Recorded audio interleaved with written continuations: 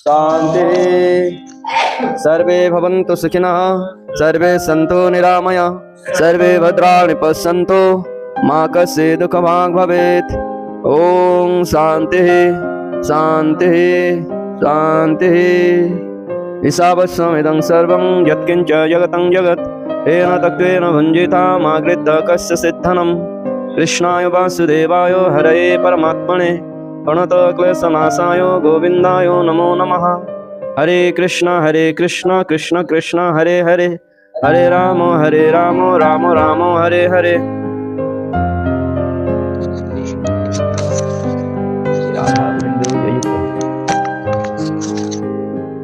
जयुक्त होन श्रीमद्भागवतम,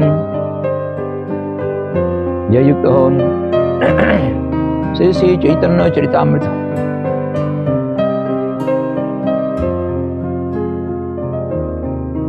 विराज गोसाईपाद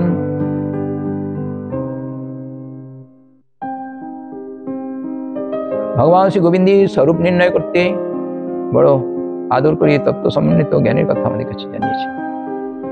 आदि लीला द्वितीय परिच्छेदे कथा আমরা শুনব। কৃষ্ণ স্বরূপের বর্ণন করতে গিয়ে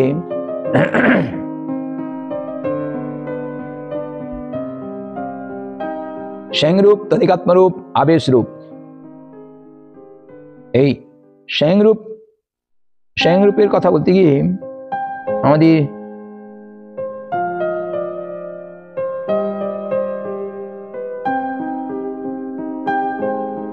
লঘু ভাগবতামৃতে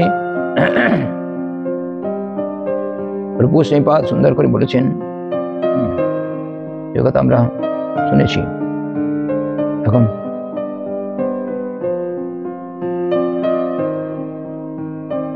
লঘু ভাগবতামৃতে যুগাবতার যে কথা বললেন, যুগাবতার প্রকরণে প্রাভব ও বৈভব লক্ষণ ও নাম লিখিত হইয়াছে।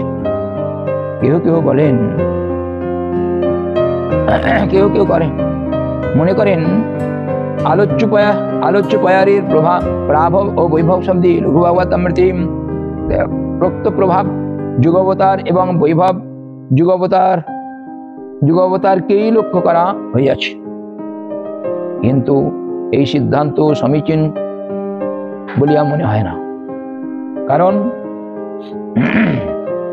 স্থলে প্রাভব ও বৈভব শব্দে কেবল তত্ত্ব যুগাবতার লক্ষিত হইলে শ্রীকৃষ্ণের প্রকাশ ও বিলাস রূপ স্বরূপ বাদ পড়িয়া যায়।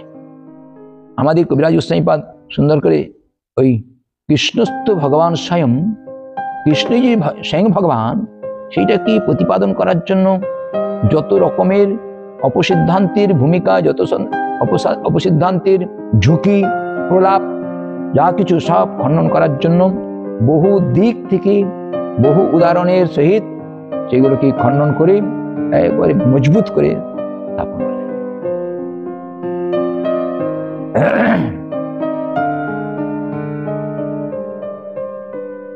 কৃষ্ণই একমাত্র পরদেবতা। কৃষ্ণ থেকে নারায়ণ আদি তার অংশরূপে কৃষ্ণের অংশ, কিন্তু নারায়ণের অংশ নয়, বা নারায়ণ থেকে অন্যান্য অবতার হয় না, কেবল কৃষ্ণ থেকেই। সে কথা বিভিন্ন ইতিপূর্বে বিভিন্ন শাস্ত্রের প্রমাণ দিয়ে সে কথা বলেছেন। কবিরাজ গোস্বামীপাদ অভিপ্রেত বলিয়া মনে হয় না, কারণ প্রকরণের অভিপ্রায়ী এইরূপ নহে। আলোচ্য পয়ারের প্রাভব ও বৈভব শব্দের সর্ববিধ প্রকাশ ও বিলাস সূচিত হইয়াছে বলে মনে করিলে সিদ্ধান্তের ব্যাপকতা রক্ষিত হয়। অবতারাদিও প্রাভব বৈভবের অন্তর্ভুক্ত হইয়া পড়েন।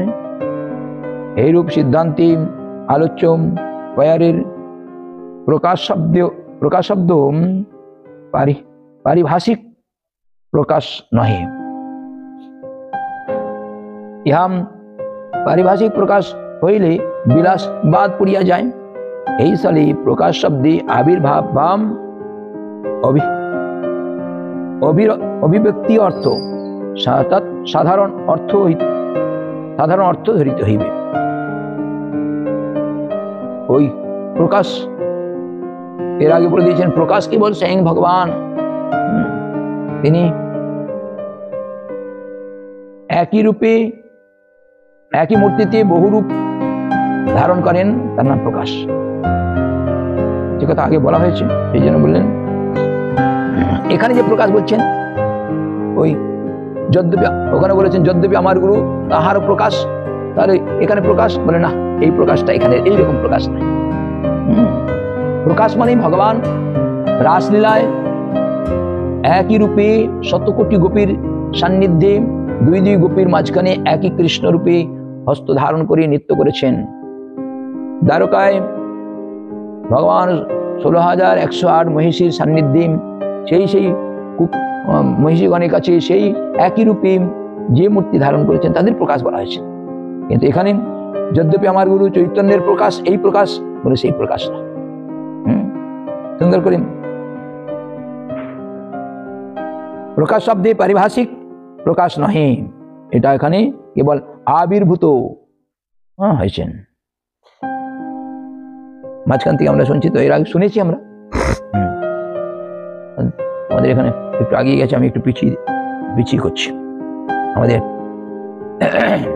স্বয়ংরূপ, তদিকাত্মারূপ, আবেশ রূপ। লঘু ভাগবতামৃতে বললেন অংশ অর্থাৎ সাংশ, তাদৃশ নুনশক্তি যো বনক্তি সাংশ তিরিতহম শঙ্করসনাদি মৎসাদি যথাম তত্তৎ সধামসু, অর্থাৎ যিনি বিলাস সদৃশ অর্থাৎ স্বয়ংরূপের সহিত অভিন্ন হইয়া বিলাস অপেক্ষা অল্প শক্তি প্রকাশ করেন, তাহাকে সাংশ বলা হয়। সাংশ বুঝলাম না, বলে কেমন?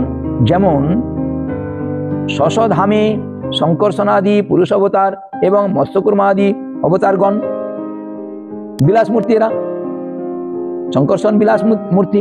সেই বিলাস মূর্তি থেকে যে সমস্ত মৎস্যকুর্ম বরাদি অন্যান্য অবতারগণ তাদের শক্তির ন্যূনতা দেখিয়েছেন, এই ন্যূনতার বস্তুকে সাংশ বলা হয়েছে। একদম সুন্দর করে বুঝিয়ে দিচ্ছেন, বুঝতে পারবো না, বোঝা যাবে না, আমাদের জন্য নয়, ওইসব কথার এখানে খাতির নাই, বুঝতেই হবে আর আমাদের জন্যই।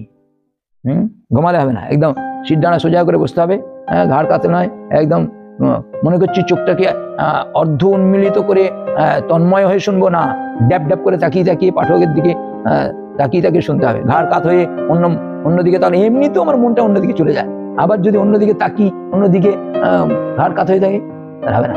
একদম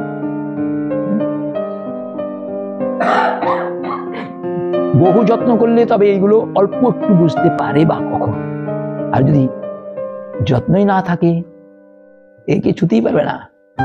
এমন সুন্দর জিনিস আমাদের জন্য কিন্তু বলেছেন এর আগে, যদি স্বয়ংরূপ তদিকাত্মারূপ আবেশ রূপের বিশেষ ভূমিকা অবলম্বন করতে না পারে তাহলে সাধন আরম্ভ হয়নি। এই জন্য একদম ভেঙে চুরে বলে দিচ্ছেন শক্তাবেশ।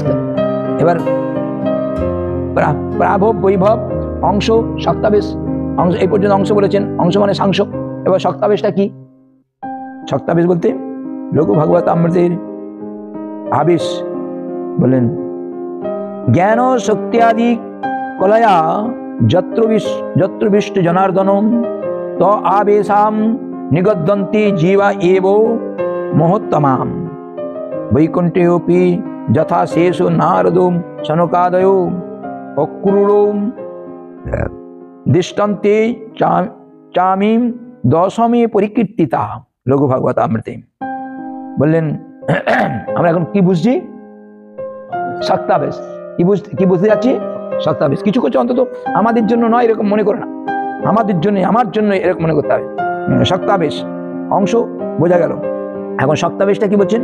বললেন ওই রকম জ্ঞান শক্তি আদি বিভাগ দ্বারা জনার্দন যে সকল মহত্তম জীবে আবিষ্ট হইয়া থাকেন তাকে শক্তাবেশ বলে। ঠিক বুঝলাম না, তাই না? বললেন বিশেষ করে যে সকল শুদ্ধ জীবাত্মার মধ্যে, সমস্ত জীবের মধ্যে নয়, জীব তো কত প্রকারের হয়, বদ্ধ জীব, মুক্ত জীব, তারপরে বদ্ধ ভাব, উন্মুখ ভাব, ঈশ্বর উন্মুখ ভাব, এইরকম জীবের কত কত কোয়ালিটি আছে। বললেন এরকম শুদ্ধ জীবাত্মার মধ্যে ভগবান শ্রী গোবিন্দের যে আবিষ্ট ভাব প্রয়োগ করেন সেটার নাম শক্তাবেশ। বললেন কিরকম? বৈকুণ্ঠে নারদ হচ্ছে শক্তাবেশ পুরুষ, শেষে অর্থাৎ বৈকুণ্ঠের আর একটা নাম সনকাদি, এরা শক্তাবেশ পুরুষ। অক্কুর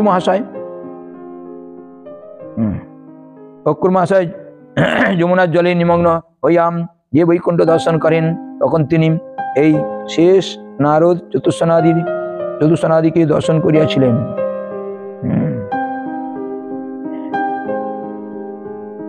একথা শ্রীমদ্ ভাগবতী দশম স্কন্ধে 29 অধ্যায়ে বর্ণিত হইয়াছে। শক্তাবেশ, ব্যাস আদি এরা শক্তাবেশ। দ্বিতীয় অবতার দুই রকমের অবতার। কি সেটা? বললেন অংশ অবতার ও শক্তাবেশ অবতার। আগে অংশটা বলা হয়েছে, অংশ মানে সাংস, এখন শক্তাবেশ বলা হলো। এখন এবার বাল্য আর পৌগণ্ড। হ্যাঁ, সেই বাল্য পৌগণ্ডটা কি? বাল্যটা কি? বললেন বালক কাকে বলে? ৫ম বৎসর বয়স পর্যন্ত বাল্য। পৌগণ্ড বালকের পরে, ৫ম বৎসরের পরে, তারপরে 10 বৎসর পর্যন্ত পৌগণ্ড। তাহলে এই বাল্য পৌগণ্ড এইগুলোকে বুঝিয়ে যাবে। প্রাভব, বৈভব, অংশ, শক্তাবেশ এবং বাল্য পৌগণ্ড, এই কথা আমাদের বিশেষভাবে কবিরাজ গোস্বামীপাদ পয়ারের মধ্যে, 2টি পয়ারের মধ্যে আমাদের শোনাচ্ছিলেন। কৃষ্ণের স্বরূপ হয় ষড়বিধ বিলাস, 6টি বিলাস। সেই বিলাসটি কি? প্রাভব, বৈভব, দ্বিবিধ প্রকাশ, অংশ, শক্তাবেশ রূপে দ্বিবিধ অবতার, বাল্য পৌগণ্ড, ধর্ম দ্বৈত প্রকার। এই কথা এতক্ষণ ধরে বোঝাচ্ছেন। এখন বলছে ধর্মটা কি? ধর্ম দ্বৈত প্রকার। বললেন শ্রীকৃষ্ণ বিগ্রহের ধর্ম, সেটা বাল্য পৌগণ্ড হয় বিগ্রহের ধর্ম। যথাসময়ে যাহা স্বভাবতই দেহে প্রকাশ পায় তাহাকে বলে দেহের ধর্ম। এখন আমার একটু ঘুম লাগছে, রসিকানন্দ, সেটা হচ্ছে দেহের ধর্ম। হ্যাঁ, এখন একটু দুষ্টুমি করিতে ইচ্ছা করিতেছে, সেটা হচ্ছে দেহের ধর্ম। হ্যাঁ, এখন আমাদের ব্রহ্মানন্দ সমস্ত কাজ করিতেছে, হ্যাঁ, সেটাও তার দেহের ধর্ম। হ্যাঁ, দুষ্টুমি করিবার ইচ্ছাটা একটু কমিয়া গিয়াছে, হ্যাঁ, সেটা একটু দেহের ধর্ম। এইরকম দেহের ধর্মে তাহাকে বলে দেহের ধর্মে বা স্বভাব। এটা হচ্ছে স্বভাব। পারে করলে বুঝে পারবো না এরকম নয়, কিন্তু স্বভাব আমাকে ওই দিকে নিয়ে এগিয়ে যায়। নিত্যলীলায় অনাদিকাল হইতেই শ্রীকৃষ্ণ কৈশোর ইহাই তাহার স্বরূপ। আর এই কৈশোর রূপে বাল্য পৌগণ্ডের আবির্ভাবে অবকাশ নাই। হ্যাঁ, কৈশোরে একটা আলাদা ভাব। কৈশোরটা কালকে বলেছিলাম না, কৈশোরের বয়স কেন কত? দেখি কার মনে আছে?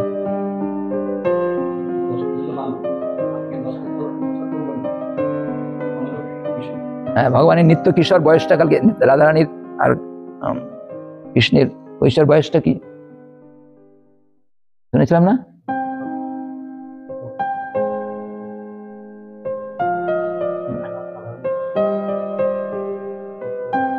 না, কৃষ্ণের 15 বৎসর 9 মাস 7 দিন, আর রাধারানীর 14 বৎসর 2 মাস 15 দিন।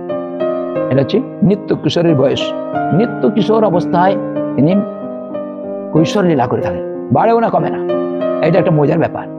হ্যাঁ, চুল পাকেও না, আর একদম টাক পড়েও যায় না। এইটা হচ্ছে ভগবানের ব্যাপারে। হ্যাঁ, আমাদের সাথে টাক ফাঁকা হয়ে যাচ্ছে, চুল পেকে যাচ্ছে। ব্রহ্মানন্দ দাদা শোনো বাবা, শোনো। 15 বছর 9 মাস 7 দিন, আর রাধারানীর 14 বছর 2 মাস 15 দিন। একদম। আবার কালকে জিজ্ঞাসা যদি না বলতে পারো টাক গরম করে দেবো। কতবার শুনেছি। আচ্ছা, প্রকট লীলায় জন্মলীলা প্রকটিত করিয়া কৃষ্ণ নর শিশুরূপী অবতীর্ণ হইয়াছেন। প্রকট, অপ্রকট লীলা এটা নাই। হ্যাঁ, কংসের কারে মারামারি করা, সূতিকা গৃহে জন্মগ্রহণ করা, ওইসব কৃষ্ণের নাই। সব সময় শিশুরূপে আছে, তো আসি চলছেন। হ্যাঁ, এই শিশুদেহই ক্রমলীলাক্রমে বর্ধিত হইয়া বাল্য ও পৌগণ্ডের আবির্ভাবের সুযোগ করিয়া দেয়।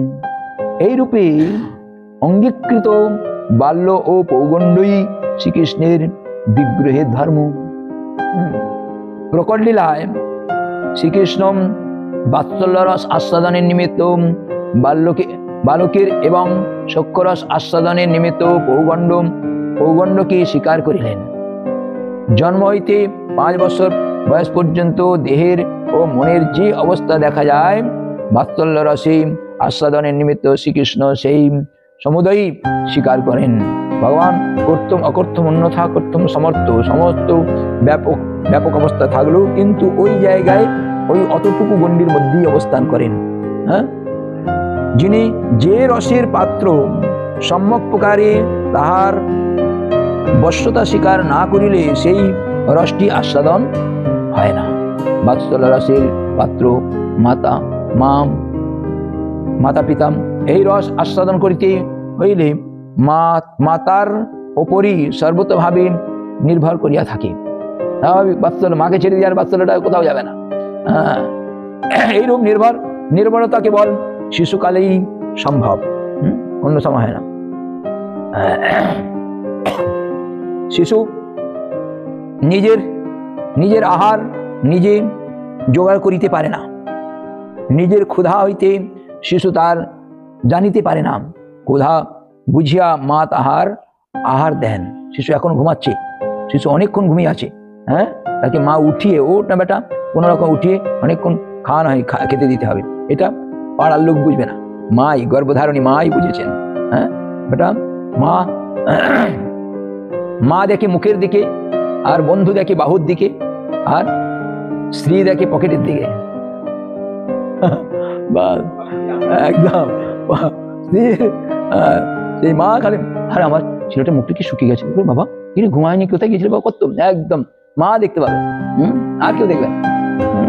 বাস বন্ধু দেখবে, হ্যাঁ বাহু হাতটা ধরে বন্ধুর সঙ্গে খেলাধুলা, বাস। আর স্ত্রী খালি টাকা, কি গো সেটা নিয়ে আসতে বললাম, নিয়ে আসলে না। এই হচ্ছে।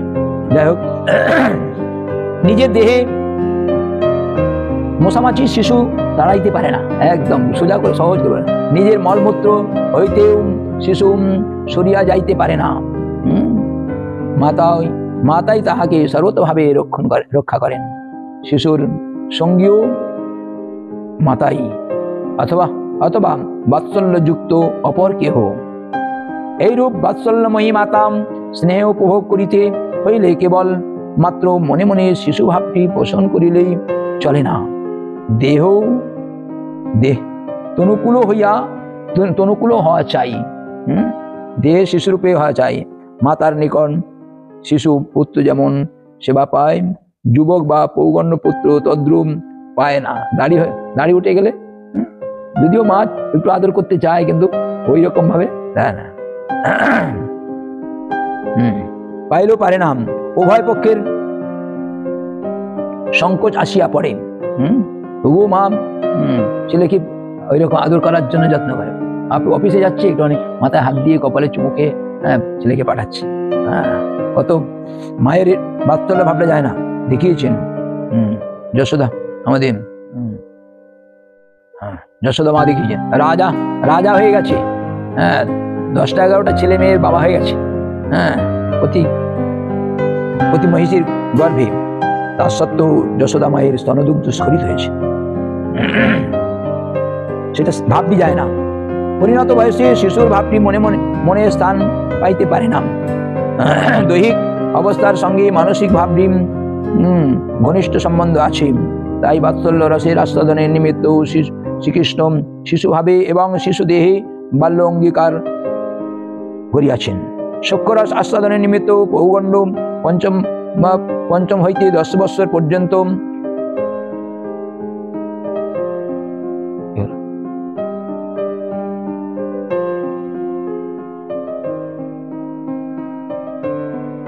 রাধে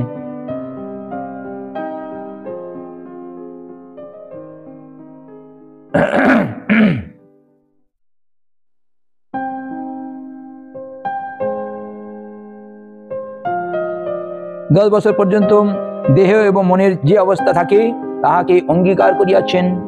একই সঙ্গে এই বাল্য ও পৌগণ্য নিত্য কিশোর শ্রীকৃষ্ণ স্বরূপানুকূল অবস্থা নহে বলিয়া এবং লীলা অনুরোধেই শ্রীকৃষ্ণ বাল্য পৌগণ্যকে অঙ্গীকার করিয়াছেন বলিয়া বাল্য পৌগণ্য হইল শ্রীকৃষ্ণের বিগ্রহ ধর্ম।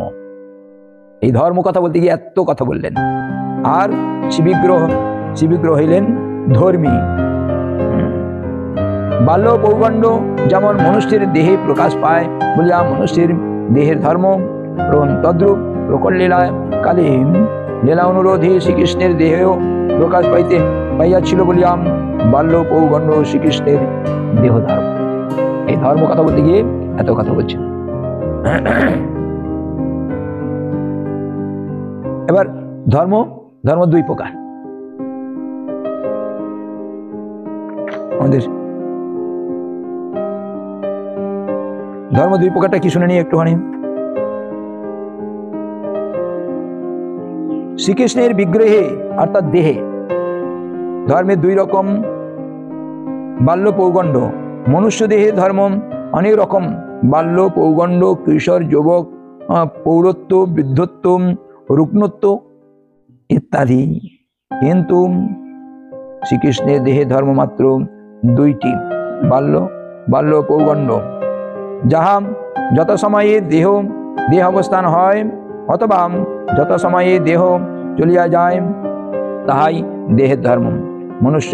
মনুষ্যের দেহে বাল্যাদি কোন অবস্থায় নিত্য নহে, প্রত্যেক অবস্থায় যত সময়ে উপস্থিত হয় আবার ঢলিয়া যায়।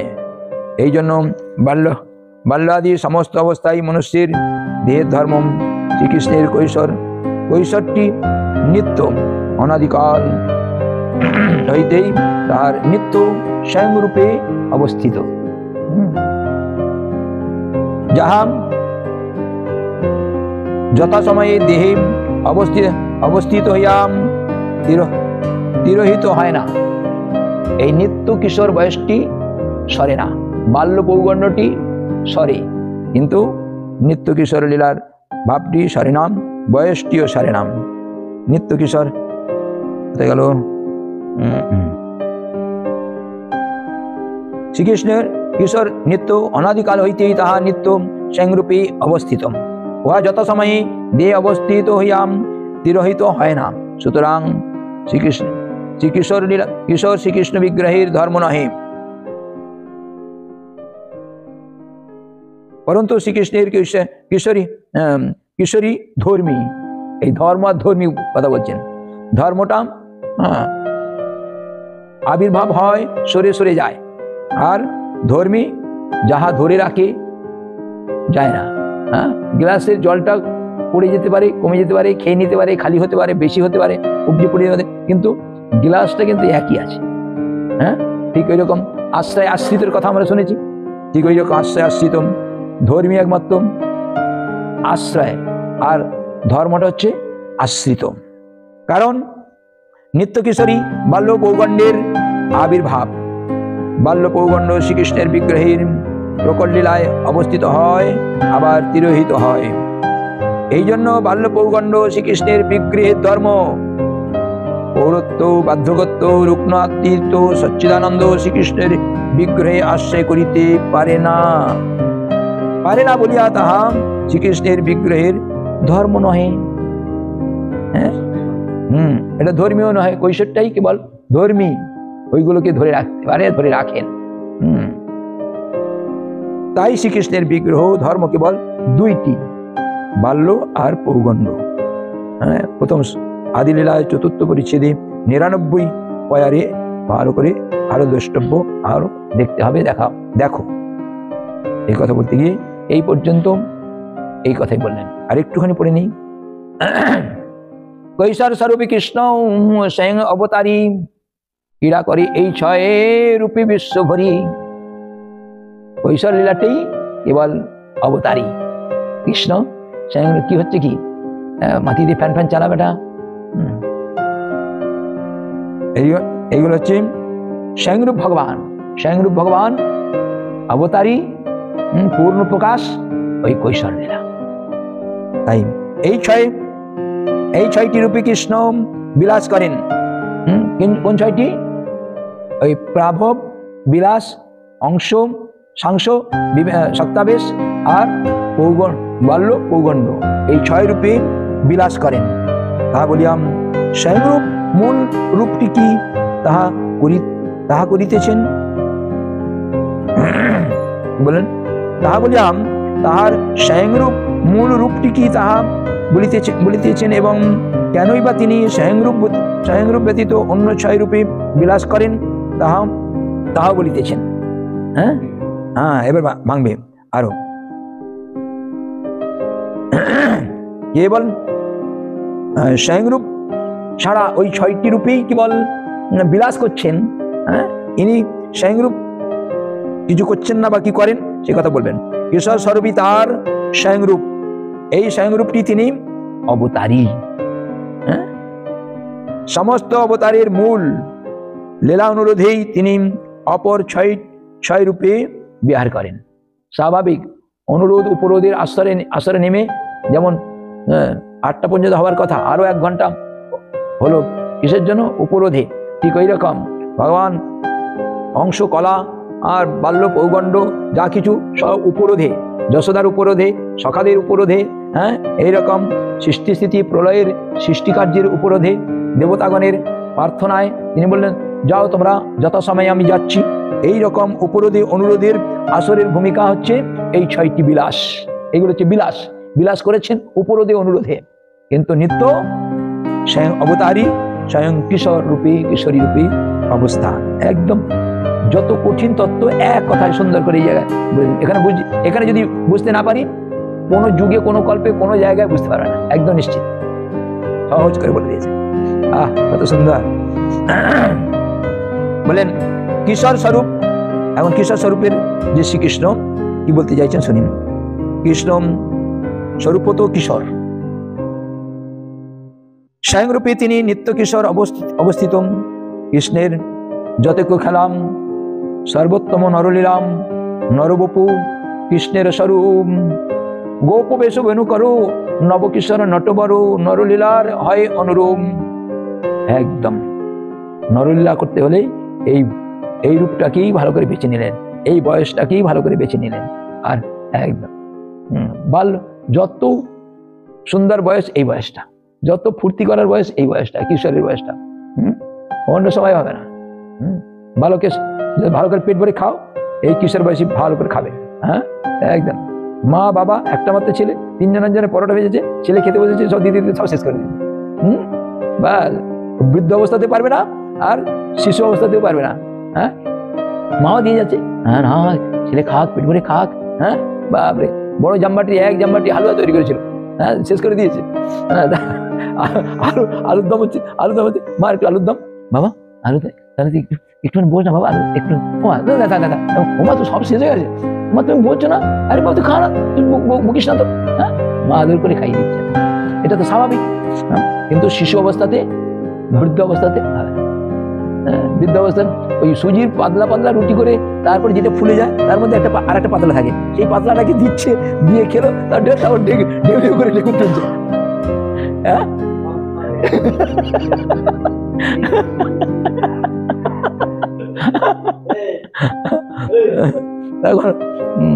ওই রকম বৃদ্ধ অবস্থাতে অন্য অবস্থাতে হবে না। ঠিক ওই রকমই সব কাজ, একটা দুষ্টুমি করতে গেলেও এই বয়সটাই দরকার। শিশু অবস্থাতে হবে না, আর বৃদ্ধ অবস্থাতে হবে না। হ্যাঁ, বাস শঙ্করপুর হাত ভেঙে নিজে পারবি না কিছু। ব্রহ্মানন্দ এখন বাস ঠিক করে দেবেন। ঠিক ওই রকম কিশোর বয়সটি বড় সুন্দর। কিশোর বয়সের মতো মজা আর নাই। ভগবান ওই বয়সটাকে চয়ন করে নিলেন। বাস কিশোর বয়সে শ্রীকৃষ্ণের যতকে লীলা সর্বত্র নরলীলা, নরবপু কৃষ্ণের স্বরূপ। গোপবেশ ভেনু করো নবকিশোর নটবর, নরলীলার হয় অনুরূপ। বেছে নিলেন ওইটাই একদম মজবুত সময়, মজবুত বয়স, মজবুত রূপ। তাই আর একটুখানি পড়লেই এই শ্লোকটা হয়ে যায়। স্বয়ং অবতারী, তাহা হইতে অবতার প্রকটিত হয়, তাহাকে বলে অবতারী। যাহা হইতে অন্যান্য অবতারগণ প্রকটিত হয় তাহার নাম অবতারী। মনে রাখতে হবে, যিনি অপর কাহারও অবতার নহেন, যিনি অন্য কারো কাছ থেকে আবির্ভূত হয়েছেন এইরকম নয়, অবতার নহে, বরং যাহা হইতেই অন্যান্য সমস্ত অবতার প্রাদুর্ভূত হন তিনি স্বয়ং অবতারী। দ্বিতীয় পুরুষ গর্ভদশায়ী হইতে ব্রহ্মা, বিষ্ণু, রুদ্র এই তিন গুণাবতার প্রাদুর্ভূত হইয়াছেন। সুতরাং গর্ভদশায়ী বিষ্ণু গুণাবতারের অবতারী, কিন্তু তিনি স্বয়ং অবতারী নহেন। কারণ গর্ভদশায়ী নিজেই অপর এক স্বরূপের কারণদশায়ীর অবতার। শ্রীকৃষ্ণই অন্য সমস্ত অবতারের মূল, এই জন্য তিনি অবতারী, এবং তিনি নিজে কাহারও অবতার নহে বলিয়া তিনি স্বয়ং অবতারী। ক্রীড়া করে অর্থাৎ লীলা করে এই ছয়রূপী প্রাব বৈভব অংশ ওম সাংস ওম সত্তাবেশ বাল্য পৌগণ্য এই ছয় অবতার স্বাভাবিক। আমাদের বিশ্বভুবি, ভুবি মানে বিশ্বকে ভরিয়া, অর্থাৎ ধৃ ধাতু হইতে ভরি শব্দ নিষ্পন্ন হয়েছে। রুক্তিং ধারণ পোষণে, ধি ধারণ পোষণে, ধি ধাতু অনেকগুলো আছে। গমলি গমনে, যেমন গমলি অনেক গমন অর্থে অনেক ধাতু প্রয়োগ করা হয়েছে। ধি ধাতুর অর্থে ধারণ ও পোষণ, পোষণ অর্থে অনুগ্রহ প্রকাশ। শ্রীকৃষ্ণ এই ছয়রূপী বিশ্বকে ধারণ ও পোষণ করিয়াছেন। পুরুষ অবতারের প্রকৃতিকে ক্ষুব্ধ করিয়া মহত্তত্ত্ব আদি উপাদান পূর্বক সমগ্র বিশ্বের সৃষ্টি ও রক্ষা করিয়াছেন। যুগাবতার আদি রূপে অবতীর্ণ হইয়াম বা স্বয়ংরূপে অবতীর্ণ হইয়াম প্রাভব ও বৈভব রূপে দুষ্টির দমন করিয়াম ধর্মাদি গ্লানি হইতে বিশ্বকে রক্ষা করিয়াছেন। তদ্দ্বারাম দেবাদির সুখবর্ধন পোষণ করিয়াছেন এবং বিশুদ্ধ ভক্তির প্রচার এবং উৎকণ্ঠিত সকল সাধক দিগকে রক্ষণ সাক্ষাৎকার দর্শন দান করিয়াম তাহাদের প্রেমানন্দ বিস্তার আদি লীলা বিশ্বের প্রতি অনুগ্রহ প্রকাশ করিয়া পোষণ করিয়াছেন। পোষণ কথা বলতে গিয়ে এত কথা বলছেন। মূলত শ্রীকৃষ্ণ লীলা অনুরোধেই শ্রীকৃষ্ণ প্রভাবাদি ছয় রূপে বিহার করিয়া থাকেন। এই বিহার বলতে গিয়ে, ভুরি বলতে গিয়ে এত কথা বললেন। বিশ্বভরণ পোষণ এই রূপ বিহারের মুখ্য উদ্দেশ্য নহে, পরন্তু আনুষঙ্গিক কার্যমাত্র। ইহাই এই পায়ার হইতে ধ্বনিত হইতেছে। এত কথা সুন্দর করে বলে দিলেন। পরবর্তীকালে এই ছয় রূপে হয় অনন্ত বিভেদ, অনন্ত রূপে এক রূপ নহি কিছু ভেদ। হ্যাঁ, এরপরে কি বলতে চাইছেন সে কথা আমরা শ্রবণ করব। কোথায় ভেদ কোথায় অভেদ সে কথা শ্রবণ। জয় শ্রী রাধে।